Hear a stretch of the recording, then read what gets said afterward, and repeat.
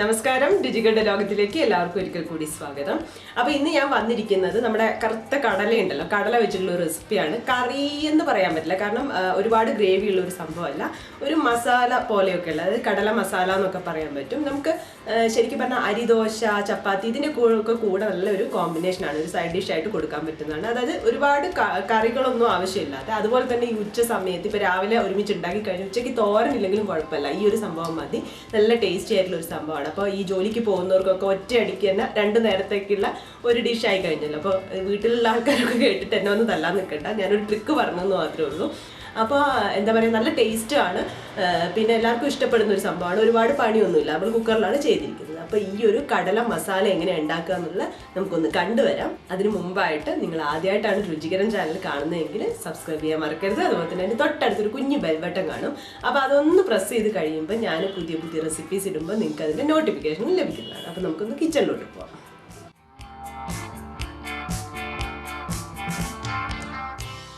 അപ്പോൾ ഇതിനു വേണ്ടി ഞാൻ 1/2 കപ്പ് കടല തലേ ദിവസം നന്നായി കഴുകിയതിന് ശേഷം വെള്ളത്തിൽ കുതിർക്കാൻ വേണ്ടി വെച്ചു. അപ്പോൾ ഇത് നമുക്ക് വേവിച്ചെടുക്കാൻ വേണ്ടി ഒരു കുക്കറിലോട്ട് ഇട്ട് കൊടുക്കാം. ഇനി ഇതിലോട്ട് ആവശ്യമായിട്ടുള്ള വെള്ളം ഒഴിച്ചു കൊടുക്കുകയാണ്. അപ്പോൾ ഇത് വെന്ത് വരണം, വേറെ ഒന്നും ചേർക്കുന്നില്ല, വേറെ ഉപ്പ് പോലും ചേർക്കുന്നില്ല. അപ്പോൾ ഞാനിത് വേവിച്ചെടുക്കാൻ പോവാണ്. അപ്പോൾ ഇപ്പോൾ കടല ഞാൻ കുക്കറിൽ വേവിച്ചെടുത്തു. ഇനി നമ്മളത് റോസ്റ്റ് ചെയ്തെടുക്കുകയാണ്. അപ്പോൾ അതിന് വേണ്ടിയിട്ട് ഞാനൊരു പാൻ വെച്ചു. ഇനി അതിലോട്ട് നമ്മൾ വെളിച്ചെണ്ണ തന്നെയാണ് ചേർത്ത് കൊടുക്കുന്നത്. നമുക്ക് കുറച്ച് വെളിച്ചെണ്ണ ഒഴിച്ചു കൊടുക്കാം. നമുക്കൊരു ആവശ്യമായിട്ടുള്ള ഒരു 1.5 ടേബിൾ സ്പൂൺ, 1.5 മുതൽ 2 ടേബിൾ സ്പൂൺ വരെ ചേർക്കാം. പിന്നെ ഇത് ചൂടായി വരുമ്പം ഇതിലോട്ട് നമ്മൾ ആഡ് ചെയ്ത് കൊടുക്കുന്നത് സവാളയാണ്. ഇതിപ്പോൾ ഒരു മീഡിയം സൈസ് സവാള ഞാൻ അരിഞ്ഞെടുത്തതാണ്, ഒരുപാട് നൈസായിട്ടൊന്നുമല്ല അരിഞ്ഞിരിക്കുന്നത്. അപ്പോൾ ഇത് നമുക്ക് ഇതിലോട്ട് ചേർത്ത് കൊടുക്കാം.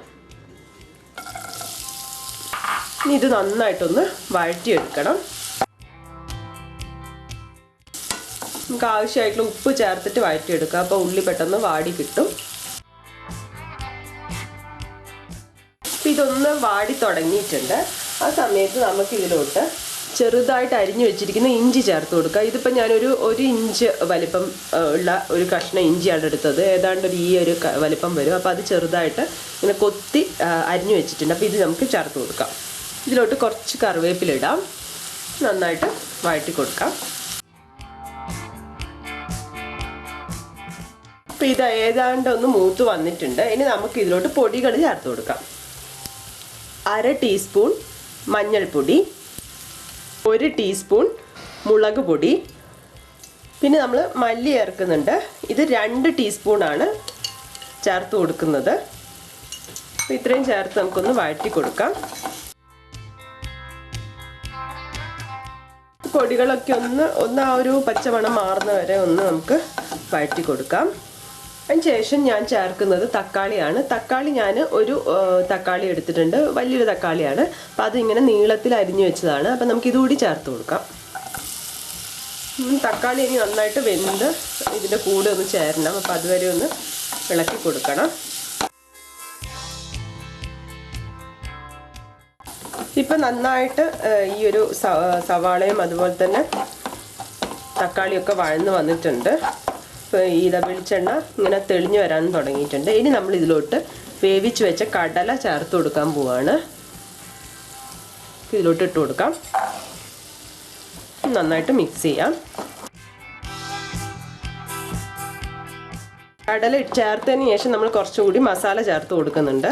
അപ്പോൾ ഇതിലോട്ട് ഞാൻ എപ്പോഴും ഉണ്ടാക്കുന്ന സമയത്ത് ഞാൻ ചിക്കൻ മസാല ചേർത്ത് കൊടുക്കാറുണ്ട്. അപ്പം നിങ്ങൾ ചിക്കൻ മസാല ചേർക്കുന്നില്ലെങ്കിൽ കുറച്ചുകൂടി ഒരു മല്ലിയും അതുപോലെ തന്നെ മുളകും ഒരു 1/2 ടീസ്പൂണ് കൂടെ ചേർത്ത് കൊടുക്കേണ്ടി വരും. ഇപ്പം ഞാൻ പറഞ്ഞ പോലെ ഇപ്പം ഞാൻ 1 ടീസ്പൂൺ ചിക്കൻ മസാലയാണ്. അപ്പോൾ ചിക്കൻ മസാല ഇതിലോട്ടിട്ട് കൊടുക്കുന്നുണ്ട്. അപ്പം നമ്മൾ നേരത്തെ ഓൾറെഡി മല്ലിപ്പൊടി ചേർത്ത് കൊടുത്തിട്ടുണ്ട്. അപ്പോൾ അത് കടലിട്ടതിന് ശേഷം വീണ്ടും കുറച്ചുകൂടി ചേർത്ത് കൊടുക്കുകയാണ്. 1 ടീസ്പൂൺ കൂടി ഞാൻ ചേർക്കുന്നുണ്ട്. ഒരു 1/2 ടീസ്പൂൺ കുരുമുളക് പൊടി കൂടി ചേർക്കാം. ഇനി നന്നായിട്ടൊന്ന് മിക്സ് ചെയ്ത് കൊടുക്കാം. ഇത് നല്ല ഡ്രൈ ആയിട്ട് വരണം. ഇതിലുള്ള കുറച്ചുകൂടിയുള്ള ആ വെള്ളമൊക്കെ ഒന്ന് വറ്റി നന്നായിട്ട് ഡ്രൈ ആയിട്ട് വരണം.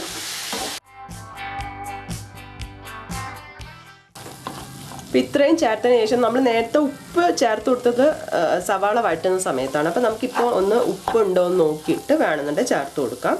പിന്നെ ഒരു പൊടി ഉപ്പ് കൂടി ചേർക്കുകയാണ്. അപ്പം ഇതിൻ്റെ വെള്ളമൊക്കെ ഇങ്ങനെ വറ്റി തുടങ്ങിയിട്ടുണ്ട്. അവസാനമായിട്ട് ചേർക്കേണ്ടത് ഗരം മസാലയാണ്. അപ്പോൾ ഒരു 1/4 ടീസ്പൂൺ ഗരം മസാല ഞാനിവിടെ ചേർക്കുന്നുണ്ട്. കറിവേപ്പിലയും കൂടി ചേർക്കാം. ഒന്നും കൂടി മിക്സ് ചെയ്യാം. ഇതിപ്പോൾ റെഡി ആയിട്ടുണ്ട്. വെള്ളമൊക്കെ വറ്റി വന്നു. നമ്മൾ കടല വേവിച്ചിട്ട് ഇപ്പം ഞാൻ കടല വേവിച്ചപ്പോൾ അധികം വെള്ളം ഉണ്ടായിരുന്നില്ല, ബാക്കി ഉണ്ടായിരുന്നില്ല.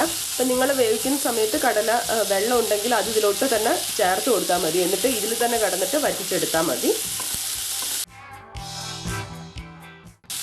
ഇതൊക്കെ വെള്ളമൊക്കെ വറ്റി നല്ല റെഡി ആയിട്ട് വന്നിട്ടുണ്ട്. ഇനി ഞാൻ ഇതിലോട്ട് കുറച്ചൊരു 1/2 ടീസ്പൂൺ പച്ച വെളിച്ചെണ്ണ ഒഴിച്ചു കൊടുക്കുന്നുണ്ട്. ഇത് ഓപ്ഷണലാണ്, നിങ്ങൾക്ക് വേണമെന്നുണ്ടെങ്കിൽ ചേർക്കാതിരിക്കാം. കാരണം സവാള വഴറ്റുമ്പോൾ നമ്മൾ ഓൾറെഡി ചേർത്തിട്ടുണ്ട്. അപ്പോൾ ഇത്രയും ചേർത്തു. ഞാനിനി സ്റ്റവ് ഓഫ് ചെയ്യാണ്.